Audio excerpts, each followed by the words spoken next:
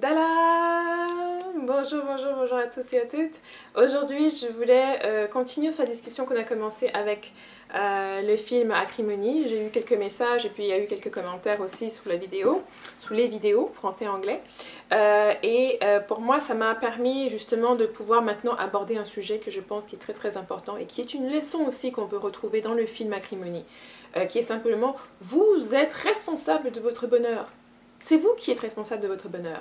C'est pas vos parents, c'est pas votre partenaire ou votre mari, ce ne sont pas vos enfants, c'est vous.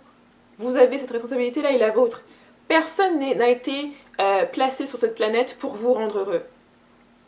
Okay? Ce serait trop demander à une personne que cette personne-là laisse toute son existence pour essayer de vous rendre heureux ou heureuse. C'est pas comme ça que ça fonctionne. Et le plus vite vous comprenez que c'est à vous de décider d'être heureuse, de prendre en main votre bonheur et de faire les choses qui vont vous rendre heureuse, et le moins vous allez souffrir, le moins vous allez avoir des attentes et des expectatives qui ne coïncident pas avec la réalité. On ne peut pas demander à quelqu'un de nous maintenir dans notre bonheur ou de nous offrir notre bonheur, parce que c'est une tâche qui est impossible. Pensez-vous même, est-ce que vous êtes capable de pouvoir rendre heureux sans quelqu'un d'autre tous les jours?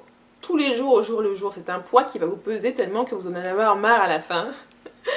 Juste pensez au jour où vous vous réveillez de mauvaise humeur. Okay? À qui la responsabilité de s'assurer que vous allez vous réveiller de bonne humeur? De s'assurer que votre journée va bien se passer? Non, c'est la vôtre. C'est votre responsabilité. Et donc dans les discussions, quand on parlait de Acrimony, du film, et qu'il y a eu beaucoup de commentaires, il y a eu quelques commentaires sur les vidéos, mais il y a eu beaucoup de messages qui parlaient justement en disant que le mari, il a pas essayé il s'est pas battu assez pour sa femme, il n'a pas fait ci, il n'a pas fait ça. Et je trouve ça quand même vraiment intéressant de voir qu'on se focalise toujours sur le mari. On se focalise toujours sur lui. Et puis je pensais aussi, bon, le film, comme je l'ai dit dans ma vidéo, le film ne nous montre pas tout ce qui s'est passé pendant la période du divorce. Ok? Tout ce qu'il y a eu, c'est une scène où on le voit vraiment qui s'effondre. Qui s'effondre parce qu'il sait que cette femme-là ne veut plus de lui. Et on sait, pour ceux qui font quelques petites recherches, parce qu'il faut en faire des recherches avant de raconter n'importe quoi. Un divorce, pour qu'un divorce soit finalisé, ça prend souvent des mois. Parfois, ça peut même prendre quelques années. Donc faut pas se dire que c'était du jour au lendemain que lui il a sauté, il s'est séparé, il a voulu la quitter comme ça. Il a accepté qu'elle parte. Et je trouve ça un peu ironique parce que d'un côté on dit oui voilà, elle en pouvait plus, là elle avait le droit de demander le divorce. Et quand il la laisse partir, quand il fait ok elle veut un divorce, il la laisse partir, maintenant c'est lui qui fait pas assez. Donc en fait quoi qu'il aurait fait, il y aurait toujours eu certaines d'entre vous qui auraient fait vos petits commentaires. Donc au final, il était bien mieux de prendre sa responsabilité, de chercher son propre bonheur et d'aller justement vers les choses qui lui apportent du bonheur. Parce que c'est ça sa responsabilité, se rendre heureux lui-même. Sa responsabilité à elle était de se rendre heureuse elle-même.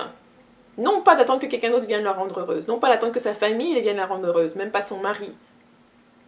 Et je pense que c'est une chose à comprendre, que lorsqu'on vit, on doit, quand on se réveille le matin et on se sent dans une humeur maussade, c'est à nous de décider, ok, je vais pas rester dans ce funk, je vais pas rester dans cette espèce de ressenti un peu négatif, je vais aller me faire quelque chose qui va me donner le plaisir, qui va me donner le goût de vivre, qui va me donner le sourire, et qui va faire de cette journée la journée qu'elle devrait être.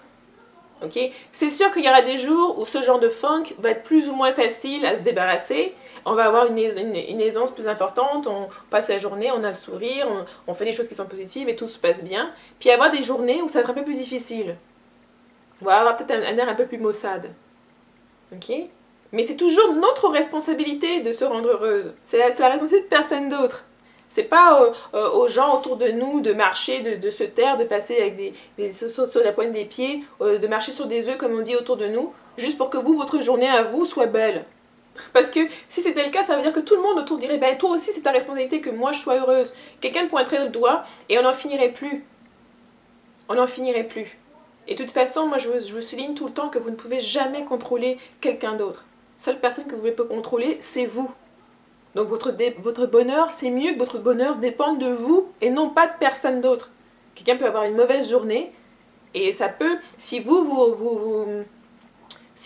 estimez que votre bonheur dépend de cette personne-là, quand cette personne a une mauvaise journée, vous allez avoir une mauvaise journée aussi. Quand cette personne se met à crier ou est triste et ou de la colère, ça va vous atteindre, ça va déteindre sur vous. Or, si vous vous dites, ok, ce que cette personne est en train de vivre n'a pas à avoir un impact sur mon propre bonheur. Par contre, je peux, justement, parce que moi, je cultive ma joie de vivre, je cultive mon bonheur, je peux avoir une certaine aisance à faire que, ok, au lieu d'être à 100%, je peux aller descendre à 80%, puis lui en donner les 20 dont il a besoin pour maintenir ça.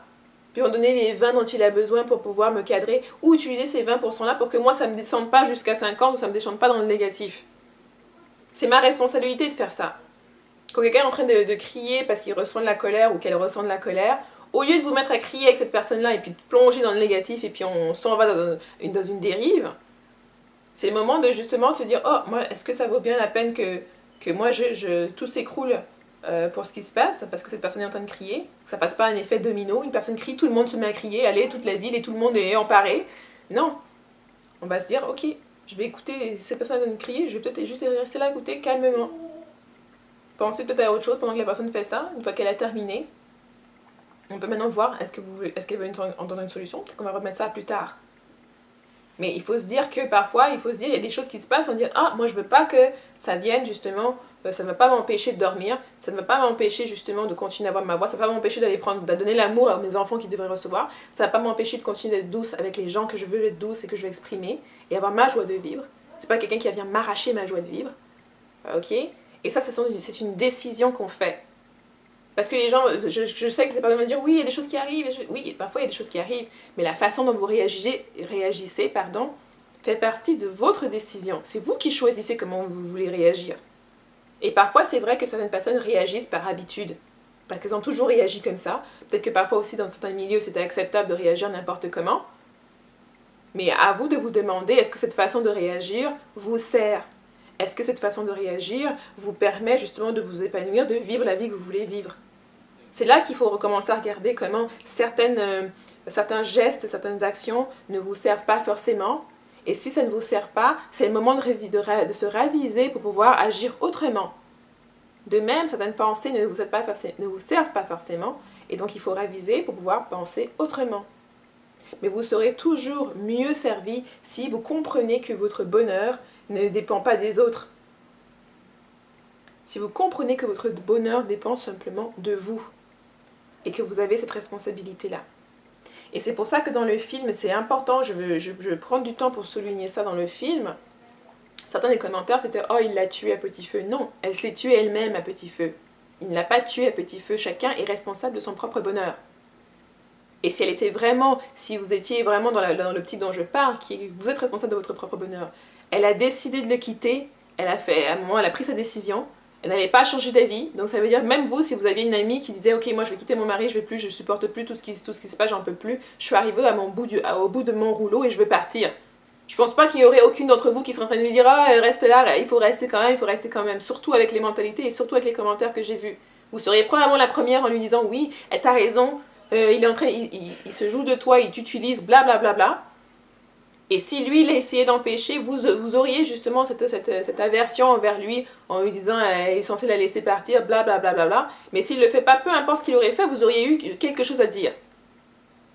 Mais moi, je veux revenir au fait que si elle avait vraiment pris son bonheur en responsabilité, et on le voit lorsqu'elle raconte l'histoire, elle nous essaie de la façon dont l'histoire est racontée, même dès le départ, on essaie déjà de nous embarquer en voyant que ce personnage qu'on n'a même pas encore vu, on doit le prendre comme un petit arnaqueur, quelqu'un qui est là pour utiliser les femmes. Alors que quand on regarde les faits, on regarde le film, moi en regardant le film, je dis, oui, il a fait une erreur au début de leur relation, qui n'en fait pas des erreurs? Et j'aime souligner ça en vous disant, qui n'en fait pas des erreurs? Parce que dans certains d'entre vous, dans vos commentaires, on a l'impression que l'erreur est toujours commise par l'homme, il n'y a que l'homme qui fait des fautes, il n'y a que l'homme qui fait des erreurs. Alors qu'on est tous des êtres humains. Et je suis sûre que chacune d'entre vous a fait des erreurs, parce que moi j'en ai fait aussi. Et j'ai jamais rencontré encore quelqu'un qui n'avait jamais fait d'erreur de sa vie. Donc même quand on regarde l'histoire, la seule erreur majeure qu'il avait faite, c'était au début, lorsqu'il avait trompé. Okay? Et ça, c'était avant qu'il ne se marie. Et ensuite, par la poursuite, quand je vous explique que les gens ont une façon d'agir qui font qu'à un moment donné, oui, ils vivaient ensemble, c'était difficile. Et peut-être que s'il avait trouvé un autre travail pour pouvoir subsister à leurs besoins, peut-être qu'il aurait lâché son projet et qu'il n'aurait pas fini. Et qu'ils auraient en fait été dans cet engrenage de faire des petits boulots pour pouvoir essayer de survivre et non de vivre. Il y a une période où ils étaient en train de survivre. Mais de toute façon, ça c'est à eux de voir. C'est à eux de voir. C'est pas à vous de juger de l'extérieur en train de vous dire oui, c'était trop, moi j'aurais pas soutenu. Non, tu n'es pas dans cette situation-là. Et tu ne sais pas si ces personnes-là, pour lui, objectivement, il n'était pas arrivé au bout pour lui. Pour elle, à un moment donné, elle a dit qu'elle voulait arrêter. Et c'est son droit de vouloir arrêter. Elle a le droit de sortir de ce mariage. Tout comme lui, il a le droit de la laisser sortir et de la laisser partir. Et il n'a pas à avoir de reproches. Vous pouvez lui faire des reproches si vous voulez. Mais moi, je pense que ces reproches-là en disent beaucoup plus sur vous, sur votre ressenti, sur votre propre vécu et sur la perception que vous prenez des choses. Et en lisant certains commentaires, en lisant certains messages, je me suis juste dit qu'il doit y avoir beaucoup de femmes qui sont blessées. Oui, il doit y avoir beaucoup de femmes qui avaient pour attente que ce soit un homme qui vienne leur donner leur joie de vivre, que ce soit un homme qui vienne les combler au jour le jour. Alors que c'est pas ça. Tu dois être responsable de ton propre bonheur. C'est à toi de regarder en disant quelles sont les choses qui vont me faire plaisir aujourd'hui, indépendamment de ce que tout le monde est en train de faire.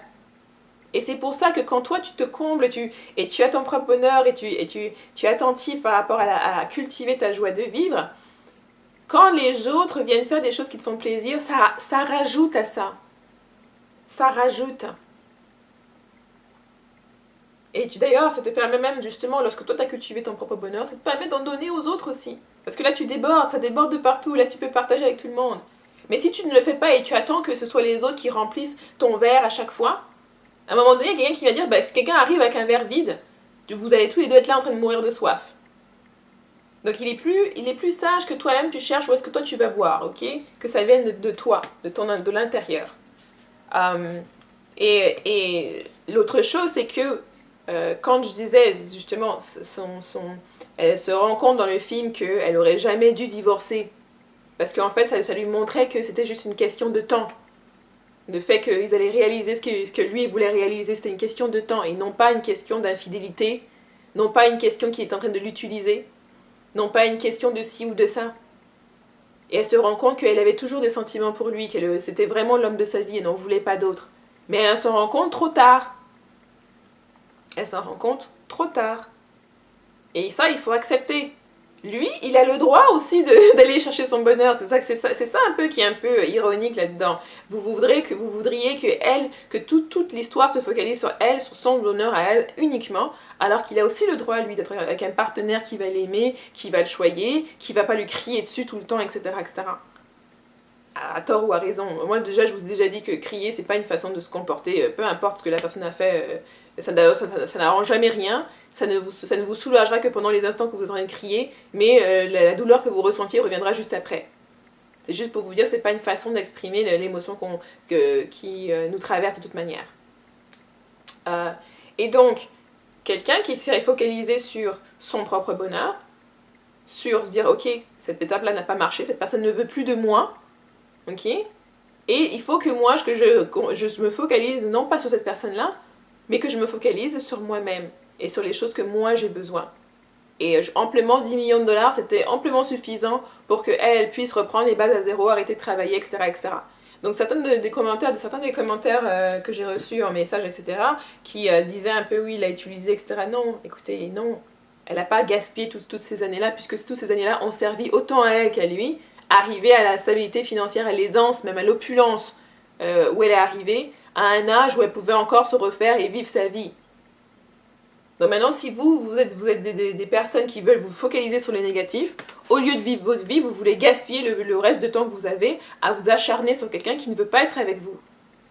Et je suis désolée, le fait que cette personne-là ne veut pas être avec vous ne fait pas de cette personne-là une personne qui est mauvaise. Et parce qu'il n'y a pas de bon mauvais. Tout ce que vous allez essayer de dire que oh, le mari était mauvais, était ci et ça, c'est pour essayer tout simplement de vous faire vous sentir mieux. Or, c'est pas comme ça que ça marche. Il y a des relations qui se terminent. C'est pas pour rien qu'on regarde, il y a 60%, tous les mariages finissent par... 60% des mariages finissent en divorce. Et puis même les relations que vous voyez autour de vous, les gens qui se mettent ensemble, qui se séparent. Donc des relations qui se terminent. Pourquoi est-ce que vous pensez que pour lui, il n'a pas le droit de terminer cette relation-là lorsqu'il voit qu'elle lui crie dessus, elle fait ça, etc.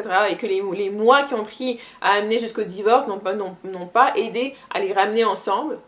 Et même le jour, si ce jour-là, il était venu avec les fleurs pour lui donner le chèque et qu'il venait en fait avec l'intention de lui demander de se remettre ensemble, elle l'a carrément agressé. Et je vois pas comment vous arrivez à juste sauter ça en vous disant ah, mais c'est normal qu'elle l'agresse parce que quoi. Si elle s'était juste tue pour écouter ce que lui il avait à lui dire, elle aurait pu à ce moment-là lui dire qu'elle voulait être avec lui. Et de façon calme et de façon où elle réalise enfin que voilà l'homme qu'il est. Mais pour moi, je veux vous dire, quelqu'un qui arrive, vous avez des bonnes intentions, c'est même pas ce que vous allez dire, commence à vous crier dessus. Là, il a probablement dû se dire ah oui, j'ai fait la bonne décision. J'ai pris la bonne décision d'être avec une autre femme qui me comprend et qui va pas être là en train de me crier dessus tout le temps. Et peu importe que vous dites oh elle a souffert, oui elle a souffert, mais elle a aussi choisi de cette souffrance-là. Et c'était une souffrance qui aurait payé si elle était restée avec lui. Et c'est ça que vous ne comprenez pas. C'est que lorsque vous devez faire des choses que vous voulez faire. Et arrêtez toujours de penser que vous le faites, vous allez recevoir une espèce de récompense derrière, ou vous le faites et là, ça va comme manipuler la personne en disant ok, comme elle a été gentille, moi aussi il faut que je fasse ça. Non!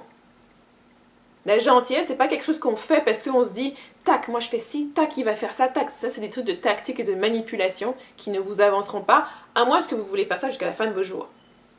Ou si vous rentrez en couple et vous commencez à faire ce jeu-là, je pense que vous allez devoir jouer à ce jeu-là jusqu'à ce que ça se termine, ou jouer jusqu'à ce que vous décidiez tous les deux d'arrêter de jouer.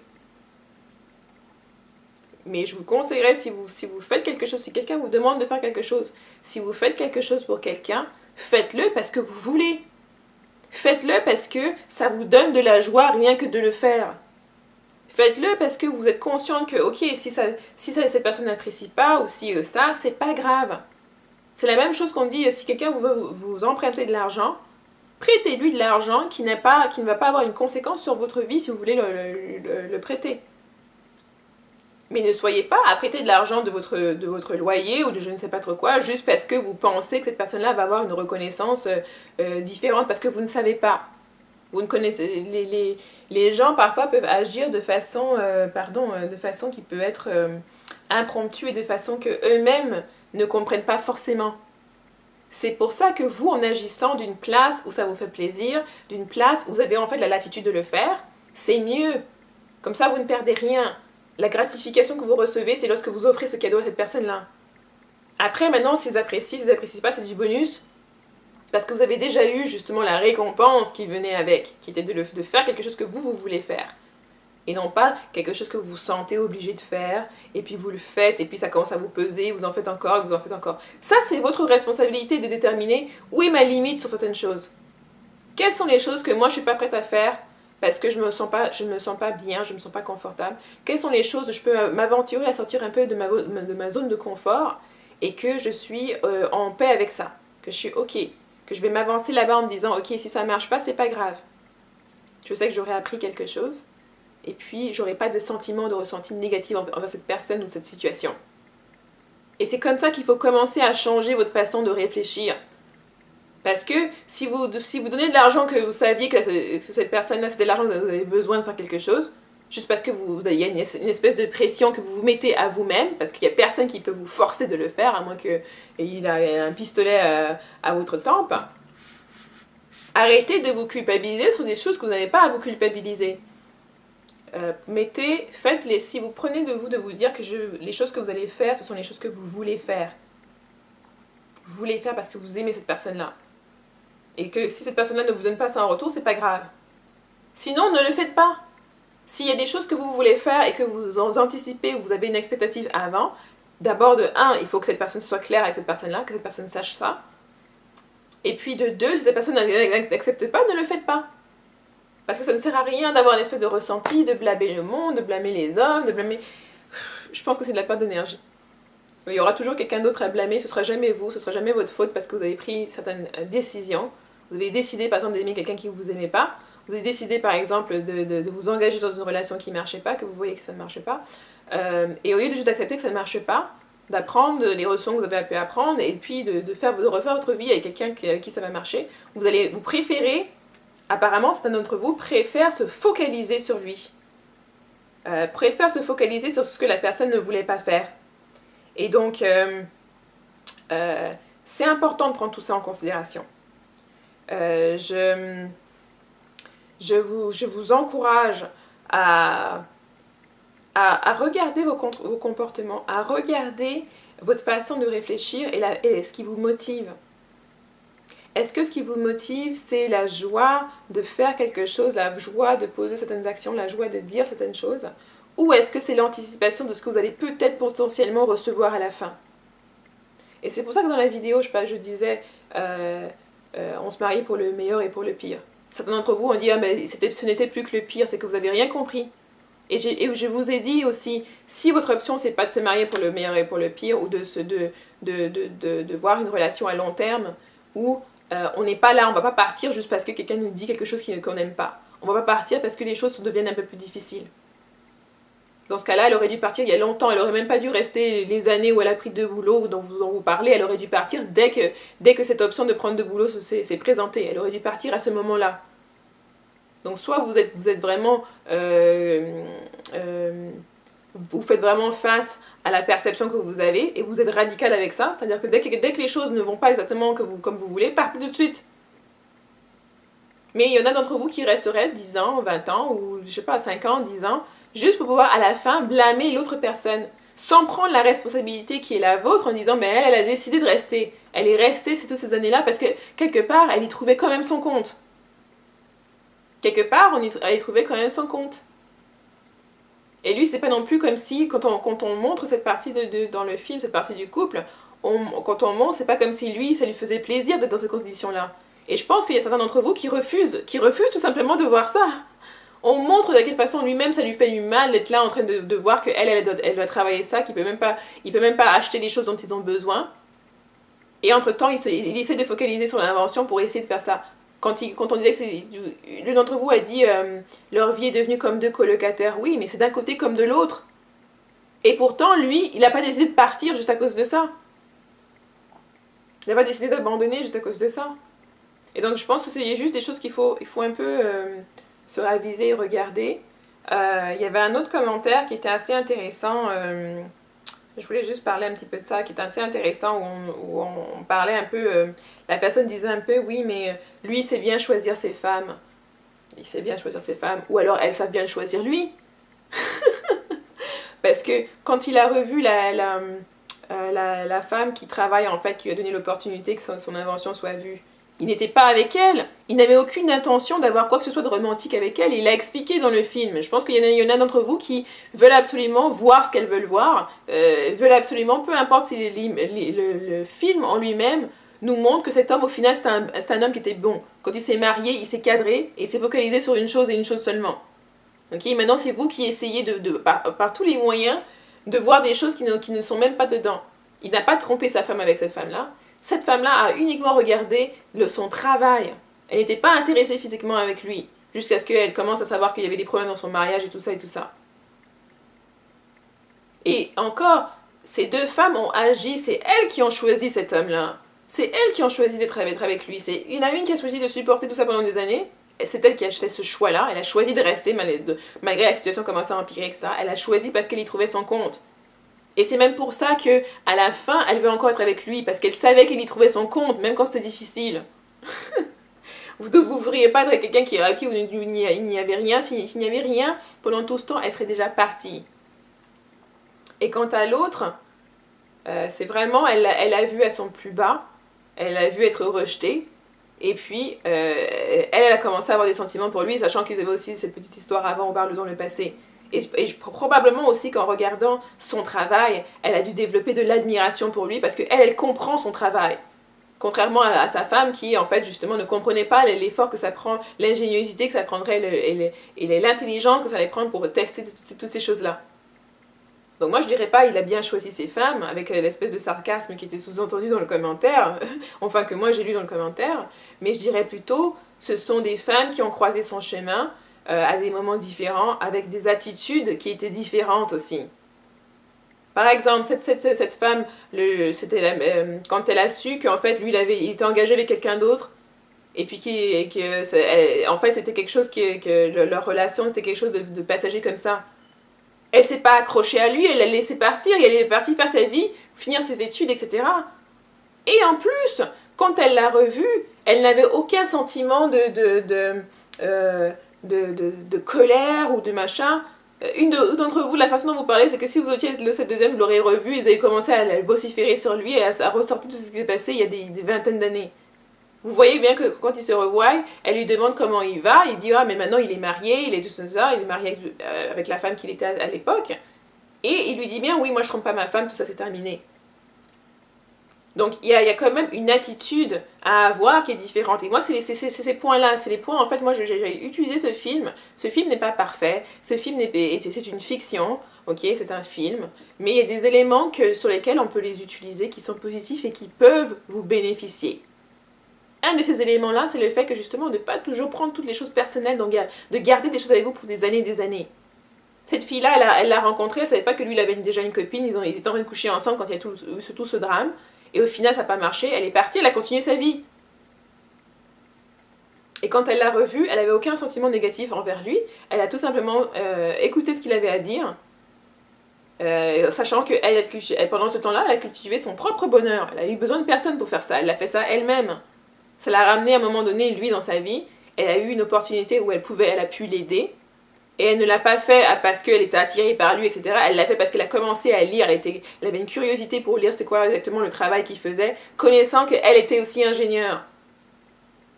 Donc arrêtez parfois de toujours vouloir voir le pire par où, ah oui, il a choisi, et puis voilà, il a utilisé toutes ces personnes-là. Il ne les a pas utilisées.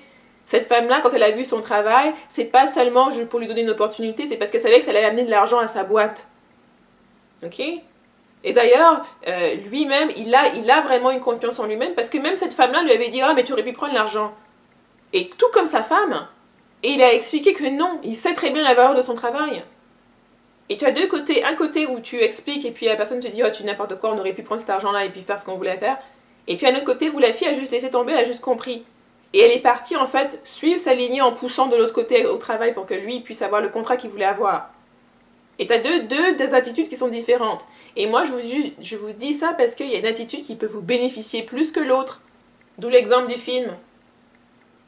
Et on voit que même sa femme, elle a eu plusieurs opportunités, justement, de juste s'éloigner et de se concentrer sur son propre bonheur en sachant que elle n'avait rien perdu en termes des opportunités futures et des perspectives ou des possibilités de futur où elle pourrait être heureuse. Ces 10 millions de dollars lui ont offert 10 millions de possibilités. Ok?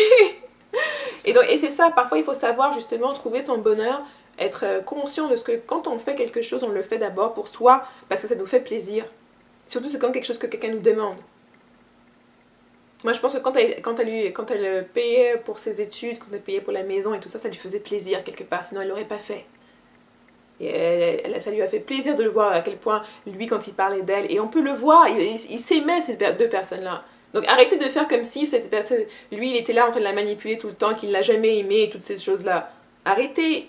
Et des gens qui divorcent après 22 ans, ça ne veut pas dire qu'ils ne se sont jamais aimés pendant les 22 années qu'ils étaient ensemble. Ou même les gens qui font 30 ans ensemble et qui se séparent, qui ne se sont jamais mariés, qui se séparent après 30 ans. Ça ne veut pas dire qu'ils ne se sont jamais aimés. Donc arrêtez un peu, il faut relativiser les choses.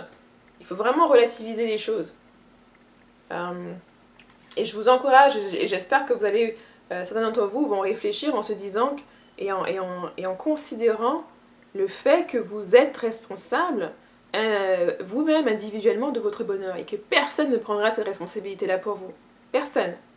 Même pas votre conjoint, même pas vos enfants. Vous ne pouvez pas demander à vos enfants de vous rendre heureuse. Vous ne pouvez pas demander à quelqu'un d'autre de vous rendre heureux. C'est à vous de faire cet effort-là tous les jours. C'est votre travail. C'est votre travail de vous rendre heureuse. Et c'est un choix que vous pouvez faire. C'est un choix que toute personne peut faire. Moi, je dis, j'attends pas que quelqu'un vienne faire quoi que ce soit pour que moi j'ai le sourire et que je passe une bonne journée et que j'ai une bonne semaine ou quoi que ce soit. Ça commence d'abord avec moi. Et si vous le faites, vous allez juste vite remarquer que lorsque vous faites cet effort-là, quand c'est un effort, parfois ça vient tout seul, vous êtes jovial et tout ça, ça va vous créer une atmosphère autour de vous où les gens vont être joviales aussi. C'est pour ça qu'on dit souvent que le rire est contagieux. C'est pour ça. Quand vous êtes déjà de bonne humeur, vous partagez cette bonne humeur-là autour de vous. Parfois, même quelqu'un qui était de mauvaise humeur peut changer, peut avoir un sourire juste en vous voyant parce que vous souriez aussi, parce que vous êtes de bonne humeur. Ok ? Donc moi, je vous invite justement à regarder, à vous focaliser un peu plus sur la positivité, sur les choses qui sont positives. Ok ? Parce que je vois que certains d'entre vous sont déjà très très bien entraînés dans le négatif. Maintenant, mettez l'assiduité que vous aviez à vous entraîner dans le négatif à le mettre dans le positif aussi. À regarder les options positives qu'ils peuvent avoir, à anticiper le positif. À chaque coin, à chaque endroit, dans chaque situation. Arrêtez d'aller directement au pire. Faites-le de façon systématique, que ça devienne un réflexe pour vous, de toujours chercher le bien, de toujours chercher les choses qui sont positives, de toujours chercher le meilleur. Parce que de toute façon, le pire est toujours là, il s'en va nulle part. Donc c'est à vous de choisir maintenant si vous voulez vous focaliser là-dessus, ou si vous voulez avoir une expérience différente, une perception différente. C'est un choix. Et un choix que personne ne fera pour vous. Vous devez le faire pour vous-même si vous voulez augmenter les chances que vous avez de pouvoir tout simplement être heureuse et de pouvoir avoir le bonheur que vous souhaitez. Donc j'espère que c'était utile. Bien sûr, laissez vos commentaires, vos suggestions sous la vidéo et je vous verrai dans la prochaine. Bye bye!